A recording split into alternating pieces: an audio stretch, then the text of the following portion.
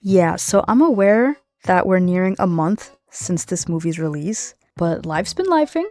It's been a rough couple of weeks, and I figured, F it, I still want to leave my take. So if you watch it, cool, thanks, let me know your thoughts, and if you don't, then I hope you have a great day. And I'll see you guys for Masterworks 2025, hopefully soon. Okay, bye. The movie just wasn't important. You know, it didn't progress the story of these characters. It didn't progress any linkage or connection to the sequel trilogy like it was trying to do with the whole Moff Gideon and the clones arc. It's just not lore centric. It's not lore heavy. And I struggled with this internally because I started to think, when I first started seeing all of these negative reviews, and that being the main one I would see, I did wonder, does a Star Wars movie need to be lore heavy? Or can it just be lighthearted and enjoyable? To me, if the only issue that this movie is having is that it wasn't lore heavy and it didn't really propel us further into the story, I think that's safe and I think that's okay. Because everybody that has a negative opinion about this movie also goes on to say that this was still fun and enjoyable. It's just not groundbreaking Star Wars. And that's a fine freaking complaint compared to the complaints that we give for some other Star Wars stuff. Like, me personally, I think that's a win. People have complained or mentioned that this movie just felt like it could have been a few episodes of the show. And at first I didn't agree with that much at all, but now I can kind of see it. If this were to be filler episodes of Mando and Grogu going on a little side quest that lead to a bigger picture, I can see that happening now that I've had some time to sit on it. And me, truthfully, I would much rather have this as a movie than to have this be 3 to 4 episodes in the season, when those episodes could be about something way more important. There's gonna be a lot of meshing. I would really hope so, because the story that Ahsoka has upcoming, I think, is gonna lead something insane. Now, let me get into my opinions of the movie. My opinions. First things first.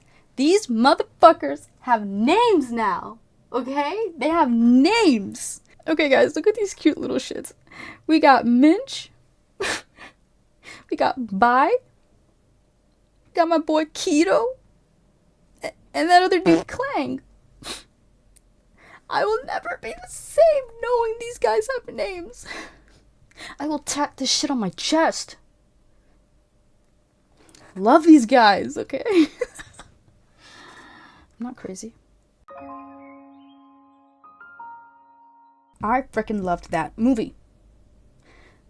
I watched it twice. I watched it with my mom, who hasn't seen anything about Mandalorian and Grogu. And I honestly feel like that's a really cool thing, that I could bring people that don't know much about these characters or this story to just sit back and enjoy a humorous dad and son action-packed movie. You know what I mean? First things first, the humor. It felt very Marvel-esque, and it didn't feel out of place. It didn't feel forced. It didn't feel like they were trying too hard. Like, I was sat with me, my sister, and my mom, and I could hear my mom laughing her ass off during the movie when the Anzellans started speaking, like anything they said, or when Grogu would do something dumb, or... My favorite part was this scene where, spoiler warning for those that haven't seen the fucking movie, I guess, but there was a time where Mando and Zeb were getting chased down by some stormtroopers, and they were trying to bring this coin guy to the ship. And Mando's giving instructions to Grogu to kind of get the ships up and running, or started, because they're gonna have to get out quick. And Rada was like, I don't know how to fly this thing, and I can't fit in the cockpit. Another thing that I really, really liked, obviously I think we all really, really liked, is the soundtrack. The music by Ludwig... How do you say his last name, y'all? Göransson? Oh, fuck. Ludwig Göransson. Anyways, this guy's music slaps, dude. It was already really good with the Mando main theme, and then you've got the Shikari and the Rada. Like, all these freaking songs were just chef's kiss. Chef's kiss. And what's really cool about it is that it made me feel like we weren't watching Star Wars, but was at the same time. Like, you can tell what he was creating was something innovative but familiar, and that is really important, and I feel like it's really hard to pull off. It was just really well done all around. I got that shit on my Spotify playlist. I'm ready to start going to the gym listening to this. So props to Ludwig for sure. And what's also really cool about that is that accidentally created some memes. I mean,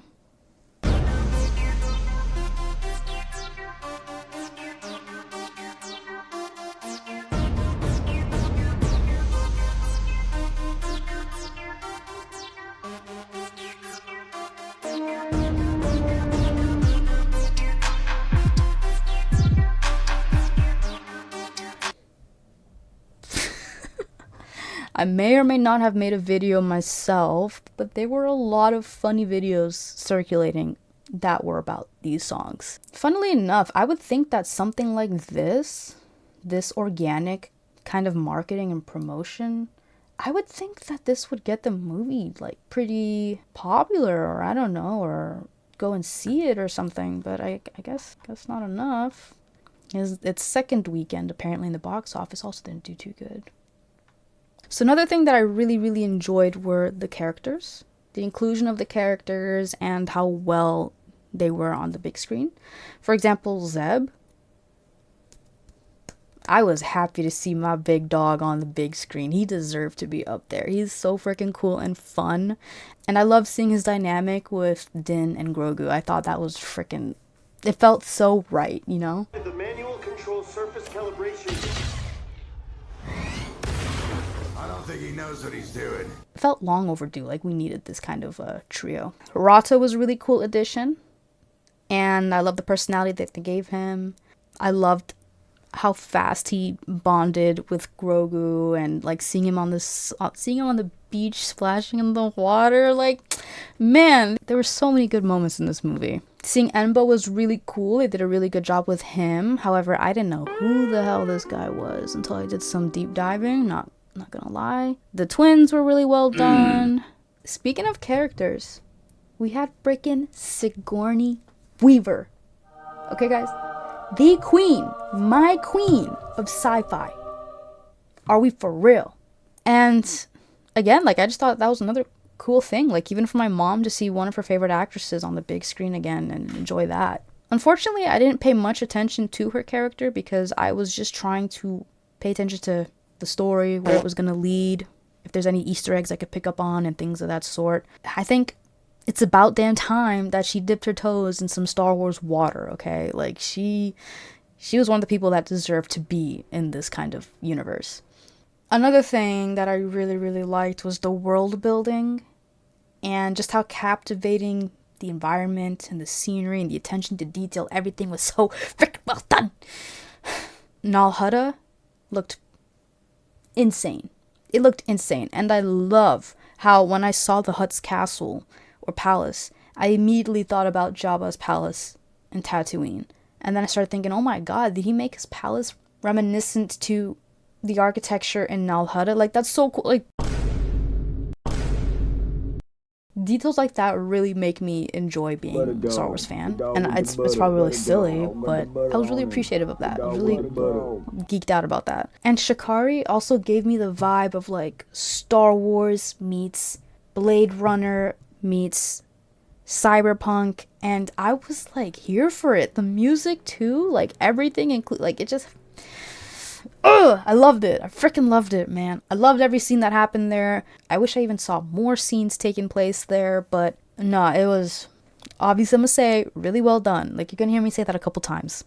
So yeah, the world building was just beautiful. Beautiful, beautiful, beautiful. Everything felt consistent. Everything felt refreshing, new, familiar at the same time. Like, there's a lot of different feelings I got that all felt right, and that didn't feel like you're breaking Star Wars, or this doesn't feel like Star Wars, it doesn't feel like it belongs here.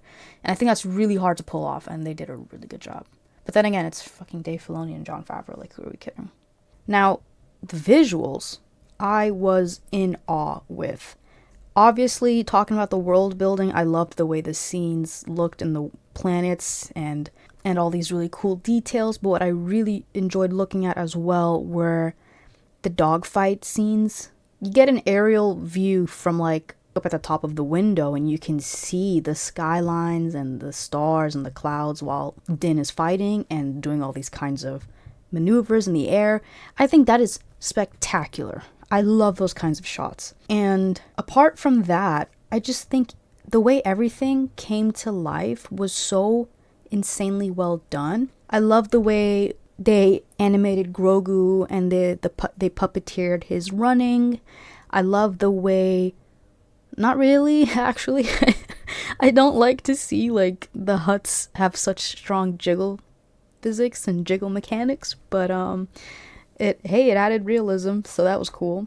The CGI overall was just really well done, because there's been a lot of discourse with the fans of how they brought, animated characters to life, like that were from alien species, such as Cad Bane and He Who Shall Not Be Named. But the way they did Enbo was really well done. And they did a perfect blend of realism with CGI, but with also, I guess, practical effects. And yeah, it just made the world feel bigger. So honestly, I think this was just insanely impressive to see. Another thing I also really liked was that it honestly just felt like a father-son dynamic movie filled with action and adventure and rescuing. And I don't see how that's a bad thing. I don't see it. A big part of me thinks that we should be allowed to have a bit of a lighthearted, fun, enjoyable action adventure movie. And I think I've been kind of, how do I say this? I think I've been kind of conditioned to feel this way because of all the different types of Star Wars media that we've gotten. I mean, if you think about the Clone Wars, and you think about Andor, and you think about Maul Shadowlord series, and you think about Ahsoka, Rebels, Skeleton Crew that I haven't seen. Like, there's so many different types of Star Wars, different colors of Star Wars that we're seeing, that I honestly lost the whole Star Wars should be this way, the movies should be this way, we should have lightsabers and Jedis at least included, we should have this. Like, I've lost that completely. And it caused me to kind of, like, I had a bit of an introspection where I was like, what does Star Wars mean to me? Like, what does something feeling like Star Wars mean? What makes it feel like Star Wars? What doesn't make it? And for a long time, it was the mythical part. The mythical...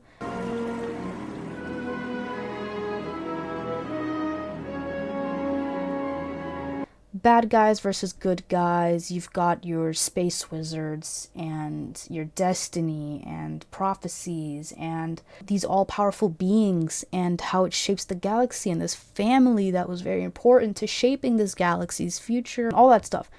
That's what Star Wars was to me. But now I think Star Wars really is just a song of hope and the fight between the bad guys and the good guys. And I think that's just the bigger picture. Honestly, I think it's as simple as that. Good guys fighting bad guys with some hope. And I think that's what this movie kind of portrayed. I honestly realized that's really not a bad thing. I saw someone say this in their YouTube video where maybe this movie should have been released after season 1. And I honestly full-heartedly agree. A couple things that I didn't like. Now we're going to get into that part. I have a list here. Let's see. I don't like how painfully obvious it is that Din Djarin is basically... The action of the movie felt real, and it felt cool to watch, but some of it did feel over the top. Because ain't no way he deals with all the things that he's dealt with in this movie, and all he got was a little bite with poison? I feel like that's something that Disney Star Wars, unfortunately, maybe struggles with a little bit. On Anakin's journey, he lost a limb, or multiple limbs.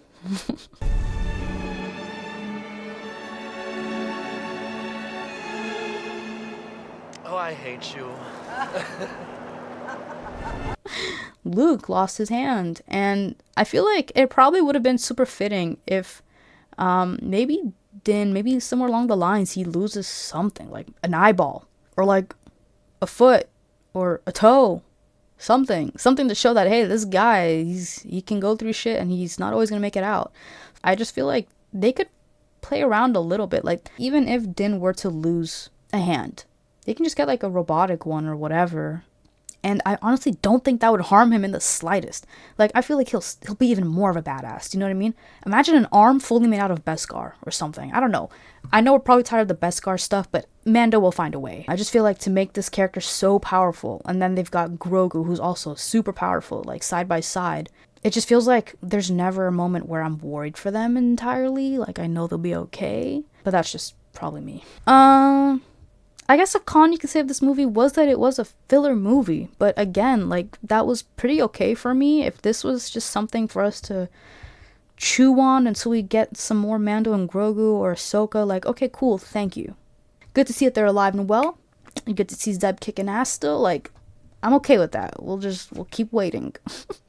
Another thing about the movie, I honestly think they could have used a professional voice actor for Rata. I mean, I love Jeremy Allen White, but when I thought about Jeremy Allen White being casted, I honestly thought we were just going to have a ragey, non-stop yelling, angry kind of person that would be Rata. And who knows, maybe they got him on board so that they could throw us all off, because I don't know how many of us actually thought he was going to be a good guy and like a chill, lovable dude. I didn't. A lot of that was because, one, he's Jabba's son, but also because Jeremy Allen White was his voice actor. If you know his work, you know. But no, I honestly think, like, to just have celebrities just slapped on voice acting roles, it's getting a bit annoying. It really ruined the immersion for me with the Mario movies. As a matter of fact, I haven't even seen the Mario movies because I love Mario. I just can't stand to hear the voices that they've given these characters in the movie, and maybe I'll move on one day and deal with it and watch it. But as of right now, I'm not very, woohoo, let's go watch it. And I just feel like it's already pretty hard, I would think, for voice actors to get gigs and stuff. It's almost like having nepo babies in movies and shows when you could hire somebody that would love a breakout role or could use a breakout role and is really talented. But he did a good job. Jeremy Allen White did a good job. But again, I just feel like we could use some professional voice actors. You know, they're talented in that field for a reason. I think that's all I got to say that's negative about the movie, to be honest. And the points I made aren't even a deal breaker. Like, none of them ruined the movie for me at all. I would still go watch it. I would still say it's the same amazing, great time. And I honestly just really enjoy seeing Grogu and Din just fighting side by side. Like, it's becoming less of a father-son duo and more of a father-son / partner in crime duo. And I think that's awesome. I freaking love it. And perhaps some people are actually missing that this might as well be a bit of character growth if you look a little closer. For a lot of the time, Din was always worried and overly protective over Grogu, but now you can see that Grogu can handle himself. Grogu rescued Mando on a whole ass other planet. Grogu kept his ass alive. Grogu healed him. Grogu brought him back to health, full health, on his feet. Sheltered him, fed him, gave him water. Like, he's a sidekick, you know what I mean? I feel like that's some kick-ass character development. It may not be what everybody's hoping for in terms of power upgrading and things like that and being able to talk and shit, but if you just take a look at these little things, you probably come to appreciate, like, yeah, there is a bit of growth there, and that is still really cool to see. So all in all, I really enjoyed this movie, if it wasn't blatantly obvious. I hope this paves a way for us to kind of get more projects like this and more lighthearted movies and stuff. I'm not mad at all. I can understand why everybody else is probably mad and disappointed in this movie, but I am glad it happened. But yeah, that's my takes. I'm obviously always super curious to what your thoughts are, so please leave them in the comment below. And honestly, I have a lot of fun with these comments because I feel like I'm just meeting new people and engaging in some really strong conversations. So whatever you want to say, even if you don't agree with me, just fucking leave it right there. I'll take a look. I'll heart it. I'll comment back. Hopefully we become besties after. I love you guys. Hope you guys enjoyed the movie, and if not, I'm really sorry if you didn't. And Thanks for tuning in if you did. May the force be with you. Bye.